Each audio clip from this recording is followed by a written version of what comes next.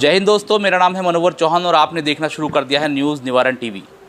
आपको मालूम है देश में लोकसभा चुनाव चल रहा है, लेकिन इस लोकसभा चुनाव में तरह तरह के रंग देखने को मिल रहे हैं। जहां विपक्ष के नेता सत्ता की तरफ रुख कर रहे हैं और कई ऐसे नेता हैं जो सत्ता छोड़कर विपक्ष में आ गए हैं। लेकिन इस बीच सबसे बड़ी खबर यह है कि फाइनेंस मिनिस्टर, जो देश की फाइनेंस मिनिस्टर हैं निर्मला सीतारमण, उनके पति ने बहुत बड़ा खुलासा किया है।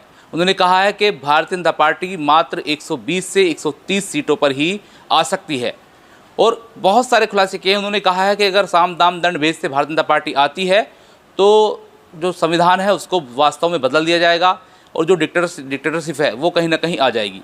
ये इतने बड़े आरोप लगाए गए हैं और जिन पत्रकार ने इंटरव्यू किया है वो बहुत बड़े देश के जाने माने पत्रकार हैं, लेकिन अब उस इंटरव्यू के बाद कहीं ना कहीं देश में हलचल बढ़ गई है। मेरे साथ पूर्व कैबिनेट मंत्री शाहिद मंजूर है, समाजवादी पार्टी के बड़े नेता हैं, वेस्ट यूपी में पूरी पकड़ रखते हैं। बात करते हैं कि आखिर क्या इस इंटरव्यू को लेकर सोचते हैं और पश्चिम में स्थिति अगर देखी जाए विपक्ष की, जो इंडिया अलायंस है, क्या स्थिति है। सर, सबसे पहले स्वागत है आपका न्यूज़ निवारण टीवी पर। सर, देश के एक बड़े पत्रकार हैं दीपक शर्मा, उन्होंने इंटरव्यू किया है निर्मला सीतारमण जो कि फाइनेंस मिनिस्टर हैं, उनके पति का। उन्होंने कहा है कि भारतीय जनता पार्टी मात्र 120 से 130 सीटों पर सिमट जाएगी। उत्तर प्रदेश के अलावा जितने भी राज्य हैं, मणिपुर को लेकर उन्होंने बात कही, मणिपुर वहाँ नहीं गए प्रधानमंत्री, और लद्दाख को लेकर उन्होंने बात कही। तो कई ऐसी बातें भी कही कि अगर साम दाम दंड भेद से वो जीतते हैं तो मणिपुर और लद्दाख बनने में देश को देर नहीं लगेगी। देश की स्थिति जो सीतारमण जी के पति ने कही है, कमोबेश वही स्थिति है। इसी स्थिति को तमाम अपोजिशन के लोग भी कह रहे हैं। हम लोग भी इसी बात को मानते हैं कि 100-120 सीट मैक्सिमम जो हैं वो इनके पास आएंगी। और रह जाती है बात साम दाम दंड भेद की, तो ये जनरल इलेक्शन है। मैं खुद अपनी बात कह रहा हूँ कि मैंने इमरजेंसी का भी टाइम देखा है। देश के तमाम नेता प्रदेशों की जेलों में थे, ज़िलों की जेलों में थे, तमाम देश के बड़े नेता। और जब जनता ने पलटा तो जो देश की महान नेता थी उनको भी सत्ता से हाथ धोना पड़ा। ऐसा नहीं है कि जब देश की जनता खड़ी हो जाती है फिर मैं नहीं मानता कि कोई डिक्टेटरशिप या कोई डंडे के जोर पर पब्लिक के सामने कोई नहीं रुकता। इनकी तो ये तो कुछ नहीं है। हिटलर नहीं रुके, मुसोलिनी नहीं रुके, जब जनता खड़ी हुई है। और इसको आप कहो तो बोल्शेविक क्रांति को अगर आप देखें तो जब ज़ारशाही ख़त्म हुई है तो वहाँ भी यही हालत थी कि राजा के महल के नीचे शोर मचा रहे थे लोग कि हमें रोटी दो, रोटी दो। तो जब कहा गया, रानी से मालूम किया कि क्या बात है कि रोटी मांग रहे हैं, कि रोटी नहीं है, इनको डबल रोटी दे दो। तो जो लोग इतिहास की जानकारी रखते हैं, इतिहास पढ़ते हैं, उन्होंने बड़े बड़े डिक्टेटरों को पढ़ा है, बड़े बड़े जो तानाशाह हैं उनको पढ़ा है, जो देश में और दूसरे देशों में जब जब भी तानाशाही का माहौल आया और जनता खड़ी हुई है तो उसको धाराशाही कर दिया है, ज़मीन में मिला दिया है। लगता ये है कि अब देश की जनता भारतीय जनता पार्टी के झूठे नारों से त्रस्त हो चुकी है। अब वो समझ गई है कि 15 लाख रुपए मिलने वाले नहीं हैं। अब वो समझ गई है कि रोज़गार मिलने वाला नहीं है। अब कर्मचारी समझ गया है कि जो हमारी पुरानी पेंशन है वो बहाल होने वाली नहीं है। नौजवान समझ गए हैं कि जो रोज़गार का ढांचा दिया जाता है ये रोज़गार नहीं देंगे बल्कि पकौड़ी बिकवाना चाहते हैं। तो सारे देश की जनता समझ गई कि जो इनको काला धन लाना था ये लेके नहीं आए, बल्कि इन्होंने काला धन, जो इनके मित्र मंडली है, उनको लाखों लाखों करोड़ रुपए का जो काला धन दूसरे विदेशों में जो लोग रह रहे हैं उनका माफ़ कर दिया है। तो देश की जनता अच्छी तरह समझ रही है देश की जीडीपी क्या है। देश की जनता जानती है, यहाँ का नौजवान जानता है, यहाँ का बेरोज़गार जानता है। आप अंदाज़ा लगाओ कि एक चपरासी की नौकरी के लिए अगर 3000 पोस्ट निकलती हैं तो 3 लाख वोटरों का जो है वो 3 लाख फार्म उसमें भरे जाते हैं और उसमें भी फिर इंटरव्यू नहीं होता, बार बार ख़त्म हो जाता, स्टे आ जाता है, कोर्ट में चले जाते हैं और कोर्ट से स्टे हो जाता है। कहीं स्टूडेंट इम्तहान देते हैं, पेपर लीक हो जाता है। नौजवान रोज़गार के लिए अपना इंटरव्यू देते हैं, वो इंटरव्यू ख़त्म हो जाता है। तो देश की जनता ऊब चुकी है इन तमाम झूठे बातों से, और उसका प्रमाण है कि देश की वित्त मंत्री के पति इस देश की स्थिति को ठीक तरीके से बतला रहे हैं। वो अकेले नहीं हैं। भारतीय जनता पार्टी में एक बड़ा तबका है जो डिक्टेटरशिप से नाराज़ है, जो अपने आपे को ह्यूमिलेट महसूस करता है। उन्होंने यही एक बात कही है, जो उन्होंने ये कहा है कि जो नाराज हैं या जो लोग दूसरे तरीकों से लाए गए हैं पार्टी के अंदर, चुनाव के बाद अगर उनको लगता है कि इंडिया अलायंस फायदे में जा रहा है तो वो कहीं ना कहीं नाता तोड़ सकते हैं भारतीय जनता पार्टी से और वो इंडिया अलायंस में जा सकते हैं। और ऐसे भी कई नाम उन्होंने लिए हैं जो भारतीय जनता पार्टी के खासतौर से प्रधानमंत्री के बहुत करीबी बताए जाते हैं। इस तरह की बात भी कही गई है। साथ ही उन्होंने बेरोजगारी, महंगाई, इन सबको मुद्दा बताया है। और जिस तरीके से चुनाव निष्क्रिय हो रहा है, जिस तरीके से चुनाव प्रचार देखा जा रहा है कि गांव देहात के अंदर दिख ही नहीं रहा है, तो वो कहीं ना कहीं जो वोटर्स जो निष्क्रिय है वो यही वजह मानकर चल रहे हैं।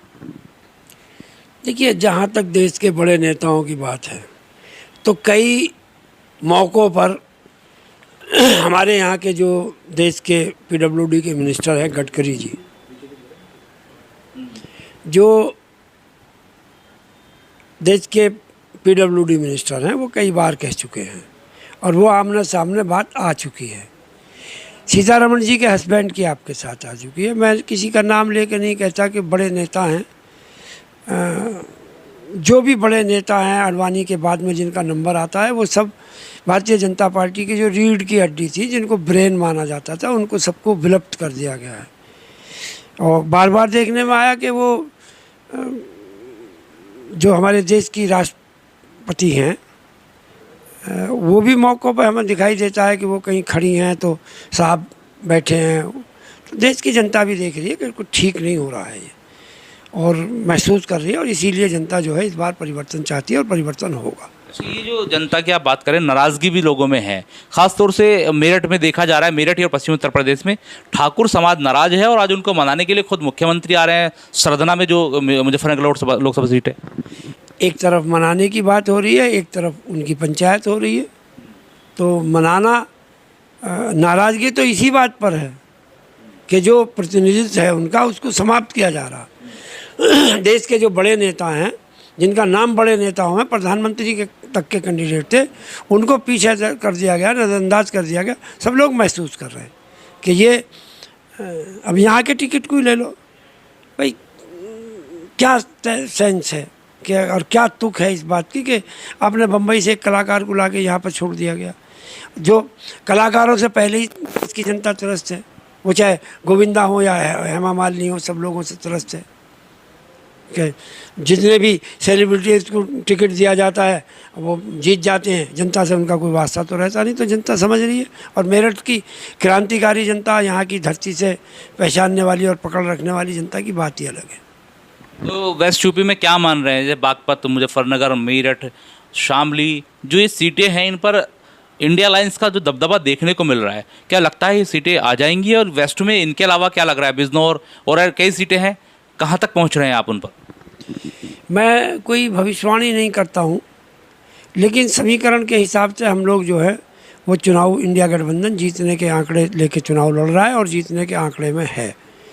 ऊपर से भारतीय जनता पार्टी की कल है, वो भी हमें सहयोग कर रही है। लगता है कि बेड़ा पार हो जाएगा, और जो निर्मला सीतारमण जी के जो हस्बैंड हैं, उनकी बात सच साबित होगी। वो ये इंटरव्यू भी किसी मामूली ने नहीं लिया, दीपक शर्मा का इंटरव्यू है, जो देश के बड़े पत्रकार हैं, कोई छोटे मोटे पत्रकार नहीं हैं, उनका ये इंटरव्यू है, और ये इंटरव्यू सच साबित होगा, ये मेरा मानना है। तो इंटरव्यू हो गया, बात कर लें, आखिरी सवाल में रहेगा, बात अगर कर लें, यहाँ जो स्थिति बनी है, राष्ट्रीय लोकदल ने में जाकर जो है अपना आप दिखा दिया है कि वो उनके साथ हैं, लेकिन बहुत सारे एनालाइजर कह रहे हैं कि खुद सीतारमण के पति ने कहा है कि अगर ये भारतीय जनता पार्टी आती है तो जितने भी रीजनल दल हैं ये ख़त्म हो जाएंगे। देखिए, ख़त्म तो खुद कर रहे हैं। देश के प्रधानमंत्री आएंगे और अपने जो अलायंस के साथी हैं उनको स्टेज पे भी नहीं बुलाएंगे, तो क्या मतलब हुआ इस बात का? ये तो सीधा सीधा है कि वो ख़त्म करना चाह रहे हैं। लेकिन जागरूक जनता है, वो अपने नेताओं को भी नहीं ख़त्म होने देगी और इनको भी ख़त्म करेगी। उन्होंने ये भी कहा है, आखिरी सवाल ये भी कहा है कि चुनाव सरकार बनाम जनता का हो चुका है। देखिए सरकार कुछ नहीं होती, सरकार होती है कर्मचारी, सरकार होते हैं अधिकारी। ना यहाँ अधिकारी खुश है, ना यहाँ कर्मचारी खुश है, ना यहाँ देश की जनता खुश है, ना। प्रधानमंत्री का नाम याद नहीं, सीधा प्रधानमंत्री और जनता के बीच। अरे भाई, एक प्रधानमंत्री कुछ नहीं कर सकता, एक मुख्यमंत्री कुछ नहीं कर सकता। यहाँ का जो आवाम है वो सब देख रहा है, जो यहाँ के अधिकारी हैं वो देख रहे हैं, यहाँ के कर्मचारी देख रहे हैं कि क्या हो रहा है, कैसे आईएएस को, कैडर को ख़त्म करके ऊपर से आईएएस बनाया जा रहा है, वो भी देख रहे हैं इस बात को। वो सबको दिखाई दे रहा कि जो असली आईएएस है उनको ख़त्म करके नकली आईएएस बना के उनके सरों पे बिठाए जा रहे हैं, उनको दिखाई दे रहा है। तो हमारे साथ थे पूर्व कैबिनेट मंत्री शाहिद मंजूर, और जिस तरीके से देश के एक बड़े पत्रकार ने, निर्मला सीतारमण जो कि फाइनेंस मिनिस्टर हैं, खुद भाजपा के हैं, उनके पति ने जिस तरीके के बातें बताई हैं ख़ासतौर से प्रधानमंत्री को लेकर, देश की स्थिति को लेकर, वो काफ़ी सोचने वाली बात है और काफ़ी चिंताजनक बात है। ऐसे में हमने यहाँ पर बात की और जाना कि आखिर ये क्या सोचते हैं, और आगे भी लोगों से बात करेंगे, आगे भी जानेंगे कि उस इंटरव्यू के बाद जिस तरीके से गहमागहमी मची हुई है और सत्ता पक्ष में जिस तरीके से कहीं ना कहीं लोग हैरत में आ गए हैं कि क्या बोल दिया है, वो भी जानेंगे। फिलहाल अपने सहयोगी आरिफ मौला के साथ मनोवर चौहान, न्यूज़ निवारण टीवी, मेरठ।